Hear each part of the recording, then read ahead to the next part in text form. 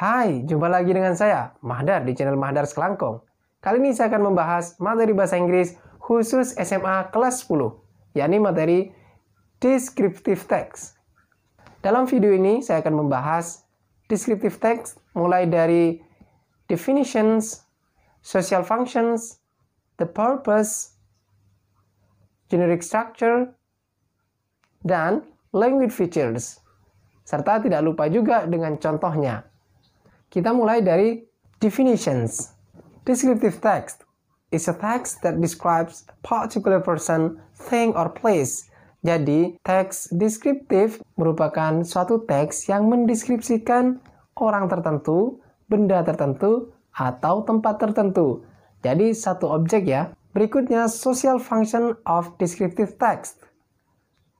Descriptive text is to inform the readers about a particular person, thing, or place. Teks deskriptif memiliki fungsi sosial, yakni memberikan informasi kepada pembaca tentang orang tertentu, benda tertentu, atau tempat tertentu. Kemudian, the purpose of descriptive text.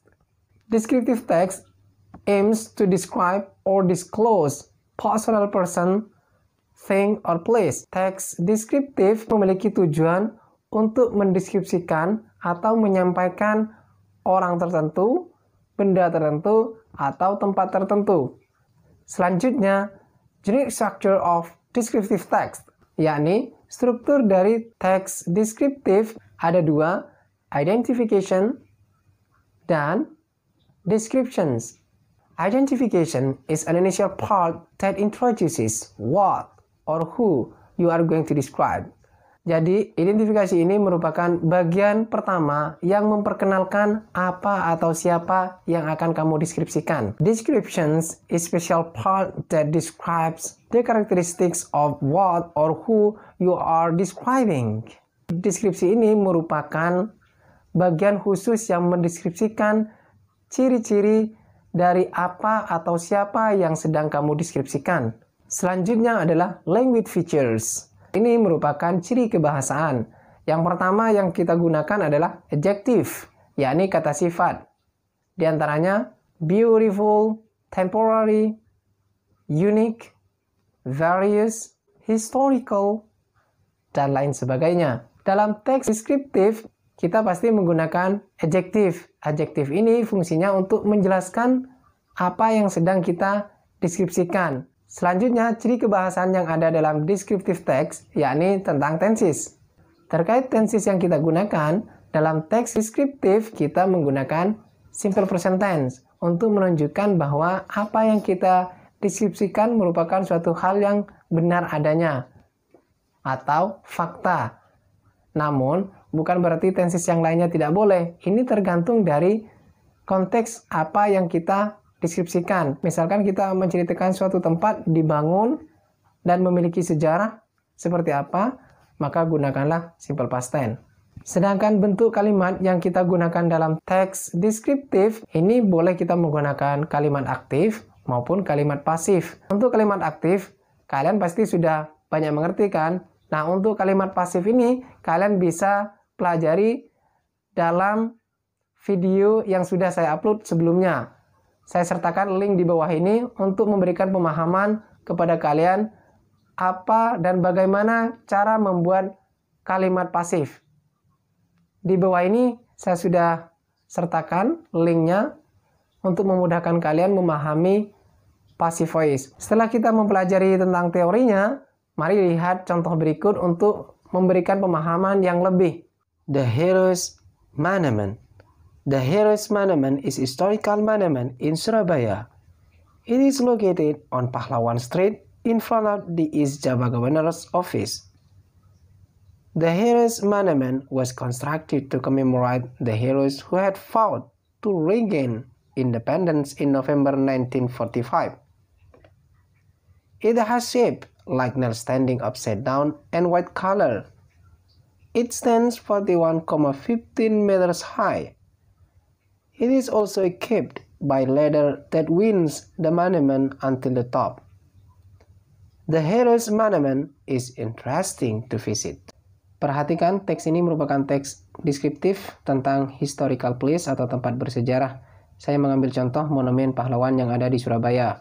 Perhatikan teks ini saya buat hanya terdiri dari 2 paragraf saja. Ini hanya contoh, kalian bisa membuat lebih dari 2 paragraf. Yang pertama adalah bagian dari identification, paragraf pertama.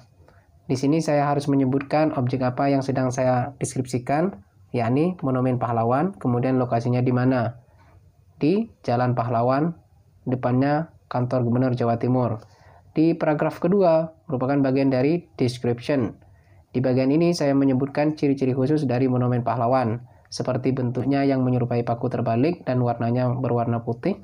Kemudian ketinggiannya 41,15 meter. Kemudian monumen ini juga dilengkapi oleh sebuah tangga.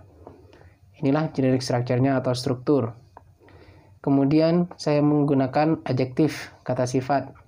Misalkan historical, wide, interesting. Bentuk kalimat yang saya gunakan di sini ada 2 bentuk kalimat aktif dan kalimat pasif. Yang kalimat pasif misalkan it is located, dan yang kalimat aktif misalkan it has shape.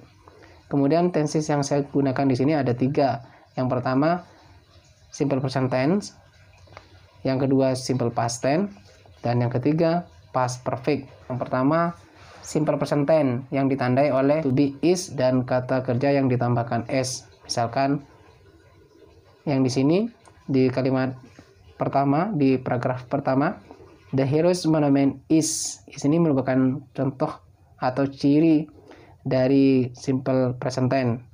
Kemudian kata kerja yang ditambahkan s. Misalkan di paragraf kedua, it stands 41,15 meters high. Stands di sini merupakan kata kerja yang ditambahkan s karena subjeknya tunggal. Kemudian yang kedua, yakni simple past tense yang ditandai oleh to be, was. Di paragraf kedua, kalimat pertama, the hero's monument was constructed. Kemudian yang ketiga, past perfect. Contohnya, the heroes who had fought to regain. Had fought ini merupakan past perfect. Inilah teks deskriptif yang saya buat serta pembahasannya. Mudah-mudahan nanti kalian paham dan bisa membuat teks deskriptif secara benar dan terperinci. Itu yang bisa saya sampaikan. Thank you. Terima kasih. Matur selangkung.